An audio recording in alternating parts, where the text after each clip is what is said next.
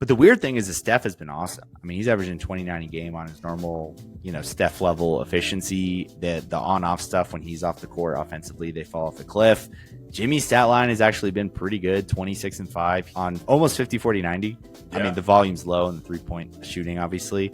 But I think the biggest reason they are where they are is because Draymond this year seems like he's really done more bad than good. I think the on-off stuff is not kind to him. I believe they've been better defensively when he's off the court versus on the court, which is that's saying a lot for a guy like him. Even as recently as last season, he was great for them defensively, especially in the playoffs too. Their run at the end of the season was mostly because they were just a top 5 defensive team once Jimmy got there. And Draymond's the core of this defense and what makes them so good there. And so that has really been the biggest thing. But then, Kuminga, he is what he is at this point, and what he is just not very good at basketball, unfortunately. You talked about sort of the ethos of the NBA right now and what all the best teams have in common. And the Warriors don't have anything in common with those teams because they're small, they're slow, they're old, and that's just not what wins in the NBA today. I mean, their top 3-4 guys are ancient. Horford was supposed to be their reliable big. He looks completely washed, like he's got nothing left in the tank. And so this roster just doesn't seem to fit. And I don't know if it's because the NBA has outgrown their style or if they just need to add another piece or what it is.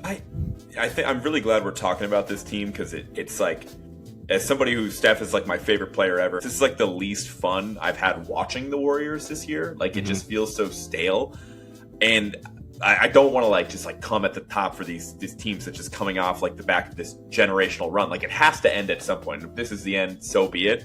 Mm-hmm. But it feels like the shtick with Steve Kerr is wearing thin. It certainly is on Warriors fans, but it's just they got a lot of guys, and I understand that you have to have your system, but it just at some point you just don't have the horses, and especially with the size thing, not having any traditional big man option to turn to, asking so much of Draymond on the defensive end of the court when he does play to be your anchor at his age.